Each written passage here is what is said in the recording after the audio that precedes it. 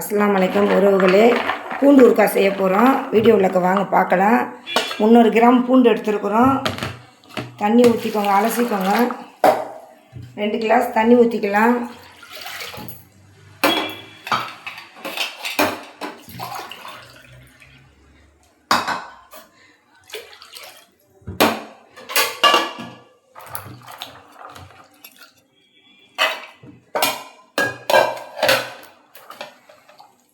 பூண்டு வேகணும். வெந்து வந்துட்ட பிறகு நம்ம அதை ஒரு பருப்பு மத்தில் கடையலாம், இல்லைன்னா மிக்சிலையும் அடிச்சுக்கலாம். ஒரு அடி அடிச்சுக்கலாம்.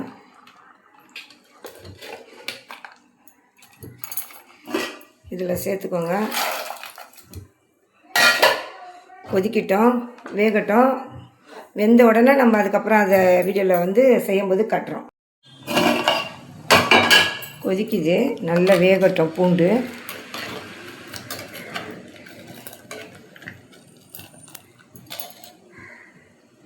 நல்லா வேகணும். பூண்டு வேகட்டும், அப்படியே கொதித்து வற்றட்டும். தண்ணி வற்றின பிறகு அதை எடுத்து நம்ம இது செய்யறதை காட்டும்.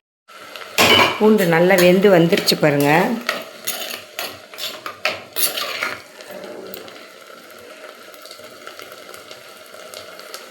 இதை அப்படியே கடைஞ்சிடலாம். மிக்சியில் அடிக்க வேணாம். அப்படியே நம்ம அப்படியே பருப்பு மத்தில் கடைஞ்சி எடுத்துருவோம். சூட்டோடு கடைஞ்சிட்டா அது அப்படியே கடைஞ்சி வந்துடும். இது வாயுவுக்கெலாம் நல்லதுமா. சாப்பிட்டா உடம்புக்கு நல்லது. பெரியவங்க சின்னவங்க எல்லாருமே சாப்பிட்லாம். தோசைக்கு வச்சு சாப்பிட்டுக்கலாம். இந்த மிக்சியில் போட்டால் ஒரு மாதிரி ரொம்ப கொலன்னு ஆயிரும். இதில் இப்படி கடைஞ்சிட்டோம்னா நல்ல வாசனையாக இருக்கும்.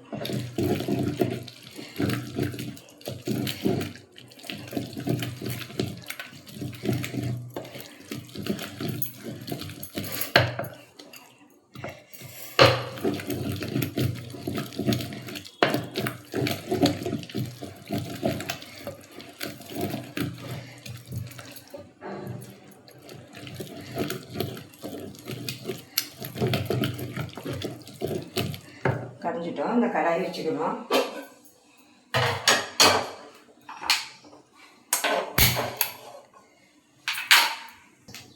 உப்பு கொஞ்சம் சேர்த்துக்கோங்க. எண்ணெய் ஊற்றியாச்சு. கடுகு சேர்த்துக்கோங்க. கொஞ்சம் உரிச்சு வச்ச பூண்டையும் சேர்த்துக்கோங்க. அப்போ தான் அது நல்லா ஊற கொஞ்சம் டேஸ்ட்டு கொடுக்கும். 3 வத்த மிளகாய் சேர்த்துக்கோங்க. முழுசாக போட்டுக்கோங்க.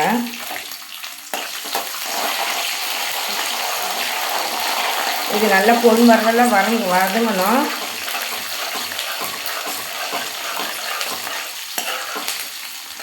கட்டி ஊற்றிக்கோங்க. ஏன்னா அதில் மிக்சியில் நம்ம அரைச்சிட்டிங்கன்னா அது ஒரு மாதிரி நார்மலாக இருக்கும். புளி சேர்த்துக்கோங்க. ஏன்னா ரொம்ப தண்ணி சேர்க்கக்கூடாது, கட்டியாக தான் சேர்க்கணும்.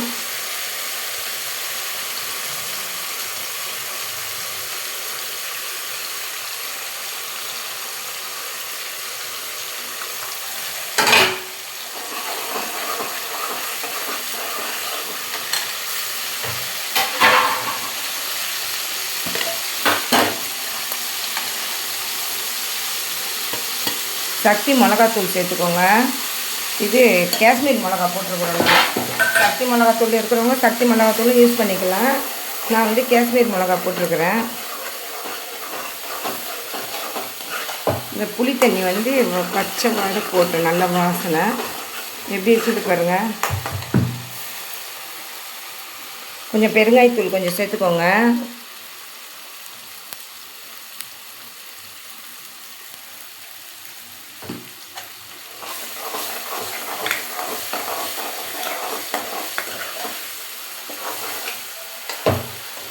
இந்த கடைஞ்சி வச்சதையும் பூண்டையும் சேர்த்துக்கோங்க.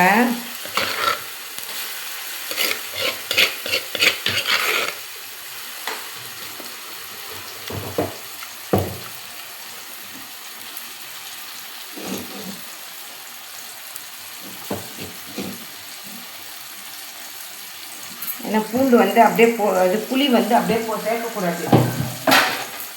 அதில் வந்து மண் கிண்ணெல்லாம் இருக்குமா, அந்த கடைப்புளி இது வந்து ஊர் புளி தான். எங்கள் தம்பி வாங்கிட்டு வந்தாங்க நாகூர்லேருந்து. அந்த புளி வந்து புளியாம்பழம் புளி தான். இருந்தாலும் வந்து நீங்கள் அதை வந்து நம்ம கரைச்சி ஊற்றினா தான் அது டேஸ்ட்டு கொடுக்கும். அதிலே அரைச்சி ஊற்றிட்டிங்கன்னா நல்லா இருக்காது. இப்போ பாருங்கள் எப்படி வந்திருக்குது பாருங்கள். பூண்டு ஊறுகாய் ரெடி ஆயிடுச்சு. நல்லா வதங்கட்டும். இதுக்கு நல்லெண்ணெயும் சேர்த்துக்கலாம். நாங்கள் வீட்டில் சமைச்ச எண்ணெய் தான் நான் சேர்த்துக்கிட்டேன்.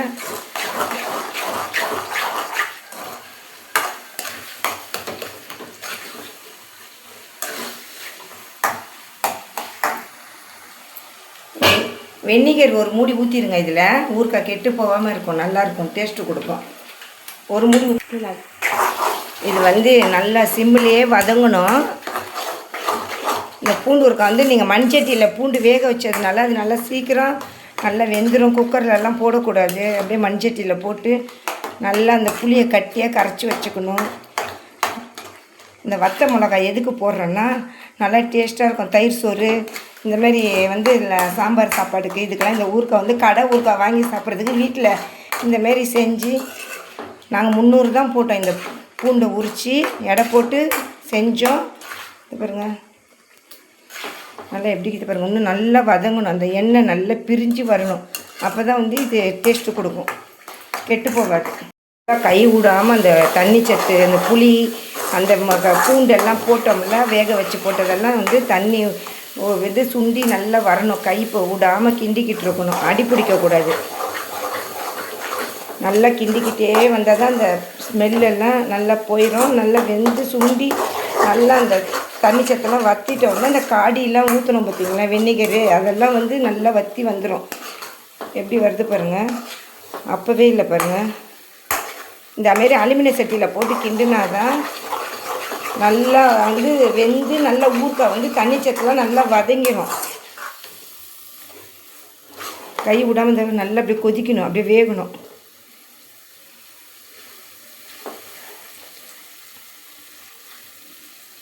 வெந்து வறுத்து பாருங்கள்.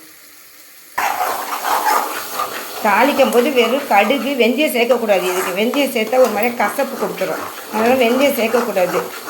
புளியும் இதில் போட்டு வேக வைக்கக்கூடாது. அப்படியே நல்லா லேகிய மாதிரி அப்படியே வந்துருச்சு பாருங்கள். நல்லா சட்டிக்காய மாதிரி. பூண்டுலாம் வந்து நல்லது, தோசைக்கு வச்சு சாப்பிட்டுக்கலாம், சாதத்தில் போட்டு பெரட்டி சாப்பிட்லாம். நீங்கள் பாருங்கள் எப்படி இருக்குது பாருங்கள். நல்லா ஆனால் தண்ணி சத்தோடு நீங்கள் அப்படியே செஞ்சு அப்படியே வச்சிடக்கூடாது. இந்தமாரி நல்லா வேகணும்.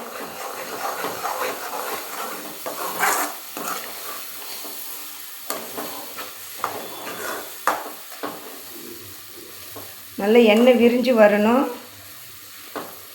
காரம் உப்பு எல்லாமே கரெக்டாக இருக்குது. நீங்களும் அந்தமாரி நல்லா பர்ஃபெக்டாக செய்யுங்க. வீட்டிலே செஞ்சு சாப்பிடுங்க, நல்லாயிருக்கும்.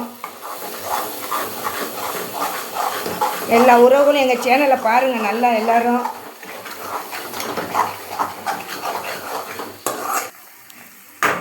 அவ்வளோதான், இது முடிஞ்சிருச்சு. இறக்கிட்டோம். எப்படி இருக்குது பாருங்கள் ஊறுகாய். நல்லா சூப்பராக எண்ணெய் எதுவுமே இப்போ ஆறினோடனே நம்ம பாட்டிலில் எடுத்து வச்சுக்கலாம். நல்லாயிருக்கும், சூப்பராக இருக்கும். இந்தமாரி செஞ்சு எல்லா உறவுகளும் சாப்பிடுங்க. வீட்டிலே செஞ்சு சாப்பிடுங்க. அப்போ தான் வந்து உடலுக்கும் நல்லது. நம்மளுக்கு லைக் பண்ணுங்கள், ஷேர் பண்ணுங்கள், கமெண்ட் பண்ணுங்கள், சப்போர்ட் பண்ணுங்கள். எல்லா உறவுகளும் எங்கள் சேனல் எல்லோரும் நல்லா பாருங்கள். பார்த்து இது மாதிரியே சமைச்சு சாப்பிடுங்க. அஸ்ஸலாமு அலைக்கும் உறவுகளே.